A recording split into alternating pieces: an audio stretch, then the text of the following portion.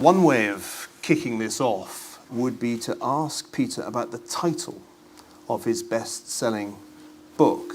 I must admit, when you handed me The Bound Galleys in San Francisco, I took a kind of step back, because 0 to 1, where I come from, is a football score.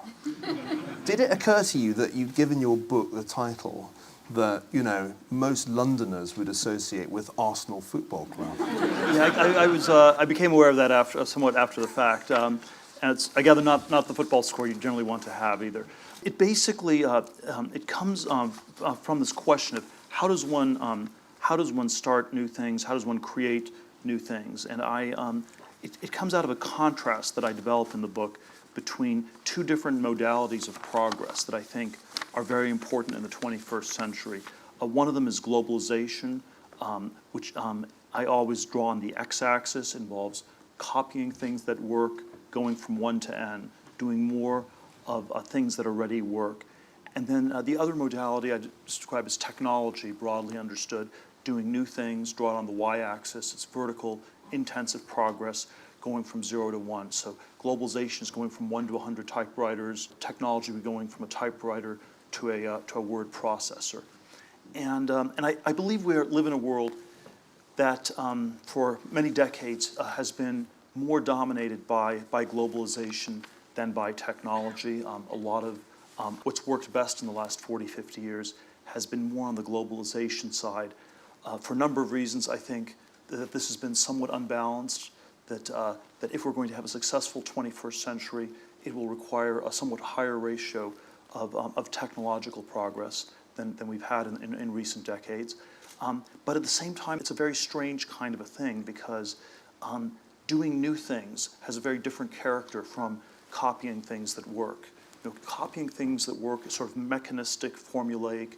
There's a sense in which sort of conventional science always starts with a number 2. It starts with experiments you can repeat and do over again, whereas inventing new things is not quite scientific. You know, the next Bill Gates will not start an operating system company.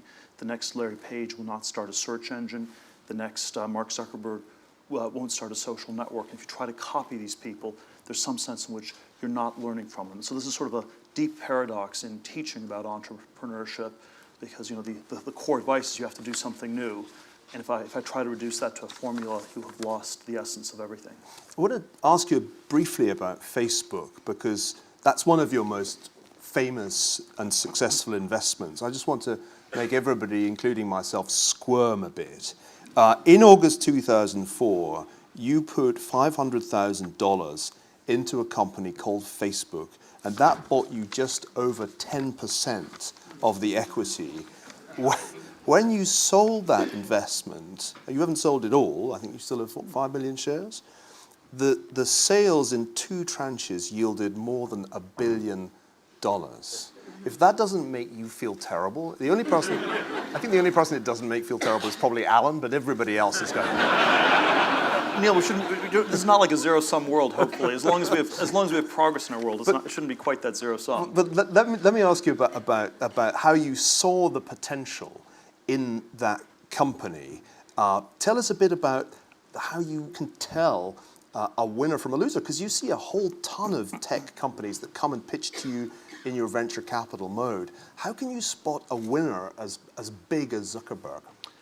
Well, it's you know, it probably would be somewhat misleading to say that all of this could be seen from the very beginning. I had looked at it already, a number of these different social networking sites, and there were definitely a lot of the early attributes were quite good. They seemed very competent technically, which was actually strangely not true of many of the other companies. But I think one of the other things to always I'm always very focused on at this point is not just the product or the abilities of the people, but sort of the third part is what I would describe as the business model, the business strategy. And I think that's often not given enough weight, because you know, inventing something new is generally good for the world. It doesn't mean that you automatically will do well as an inventor. In fact, most scientists and inventors end up capturing disturbingly little of the value you create. To succeed as an inventor or scientist or entrepreneur, you have to create X dollars of value for the world, and you have to capture Y% of X. And the one important detail people forget is that X and Y are completely independent variables, and that in most cases, Y equals 0%. And this is sort of this is, I think, has That's certainly been my own experience. Well, we're not we're not commenting on the magnitude of X either here, but we'll leave that unanswered. Even if you had generated vast amounts of value for the world, how much of that you capture is quite open-ended. And I think there is sort of a history of innovation that one could tell, where most of the time the business models have been far too competitive. It's been far too difficult to capture anything of great value. The business model that I'm very fixated on, which I think anyone who starts a company, invests in one, joins one early on, you should always aim for monopoly. This is sort of my one big transgressive idea. You're not allowed to talk about it. They shuddered when you said that. The fact that you're not allowed to talk about it is, I think, always a bit of a clue that it's perhaps an underexplored idea. And there are certainly questions: at what point is this good for society? At what point is it bad for society? We have antitrust laws to protect us from bad monopolies. On the other hand, we have copyright, patent, trademark laws to encourage the creation of new things. So from a society perspective, it's very complicated. But from the inside, you always want to have a monopoly. And I think one of the sort of key early indications for a monopoly is not, do you have a vast market, which is sort of the standard business school model. You want to go after big markets. Big markets, I think, are often quite bad because they mean there are lots of people in them. You could open a restaurant in London. The food service market industry is an enormous industry, and it's ferociously competitive. You will never make any money. So if you want to compete like crazy and not make money, you should open a restaurant. And then I hope there are no restaurateurs here sobbing as you speak. And I think sort of I think in some ways, one of the things that's been very powerfully successful is where you've captured small markets and then sort of grown the market over time. PayPal started with the power sellers on eBay, which was a subset of e-commerce. There was a really tricky payments problem. There were maybe 20 or 30,000 of these people in late '99 when we launched. And we captured maybe 25-30% market share over 4 to 5 months, which was sort of a very auspicious start. And then you gradually build it out in concentric circles from there. Facebook started with 10,000 students at Harvard University, a market so small that if you had written it up as a business plan, it would have never gotten funded. People would say that's way too small a market to be interesting. And you went from 0 to 60% market share in 10 days, which was an extremely auspicious start. And then it turned out that could be replicated at other colleges and beyond. Is it true that your advice to Zuckerberg at one point was simply don't F it up? I'm not sure. Maybe don't mess it up, something like that. Did you ask him your killer question, which you cite in the book as the question you always ask people you're interviewing as potential employees? Quote, what important truth do very few people agree with you on? Did you ask him that question? I think I sort of focused on that question in years later. I don't always ask it because it turns out to be, it's one of these interview questions. You can't ask it anymore because you've put it in a book. It's actually, they're all prepped for it. There's a subset of interview questions. Most interview questions, once you know they exist, lose their value. So if you have some sort of strange math puzzle and you can memorize the answer, then it doesn't work quite as well anymore. So these are like most of the Google interview questions are these math puzzles, and people just eventually memorize how to do them all.